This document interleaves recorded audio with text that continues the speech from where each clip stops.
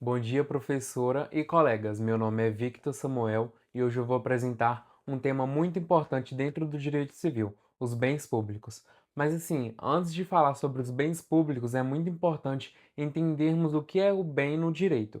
De maneira geral, bem é tudo aquilo que possui valor econômico ou utilidade para as pessoas, podendo ser objeto de direito e obrigações, casas, terrenos, veículos, computadores e até mesmo praças e escolas são exemplos de bens. Os bens públicos são aqueles que pertencem às pessoas jurídicas de direito público, ou seja, à União, dos estados, aos municípios e ao Distrito Federal. Esses bens existem para atender às necessidades da coletividade e garantir o funcionamento da administração pública e dos serviços oferecidos à população.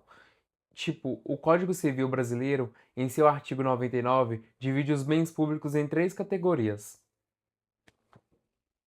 sendo a primeira categoria é a dos bens de uso comum do povo, que são aqueles destinados à utilização direta pela população, podendo ser por todos os cidadãos. Entre os principais exemplos são as ruas, as avenidas, as praças, as praias, os rios, os parques e as estradas públicas. Esses locais pertencem ao Estado, mas são colocados à disposição da sociedade para o seu uso coletivo.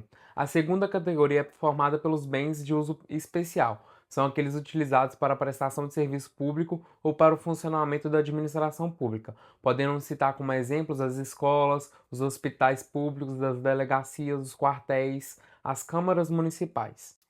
Além da classificação, os bens públicos eles possuem uma características próprias que os diferenciam dos demais bens. Uma dessas características é a imprescritibilidade, né?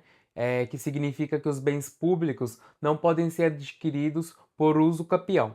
Mesmo que uma pessoa ocupe um terreno público durante muitos anos, ela não se tornará proprietária desse imóvel. Outra característica é a impenhorabilidade. Em regra, os bens públicos não podem ser penhorados para o pagamento de dívidas do Estado. Existe também a inalienabilidade, né? É um nome bem difícil. Ela significa que determinados bens públicos não podem ser vendidos livremente, dependendo de autorização legal e do cumprimento de diversos requisitos estabelecidos pela legislação. Portanto, os bens públicos eles desempenham um papel fundamental para a sociedade, pois são essenciais para a prestação dos serviços públicos e para a garantia dos direitos coletivos.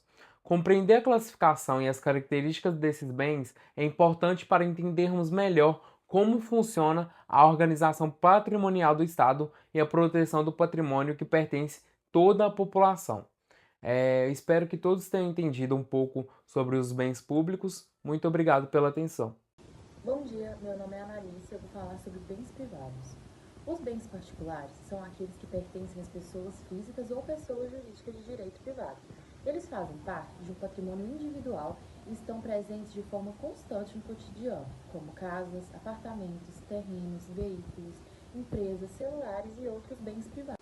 O proprietário de um bem particular possui os principais poderes do direito de propriedade: usar o bem, gozar dele, obtendo benefícios econômicos como aluguel e dispor, podendo vender, doar ou trocar e transferir o bem a terceiros, sempre respeitando os limites da lei.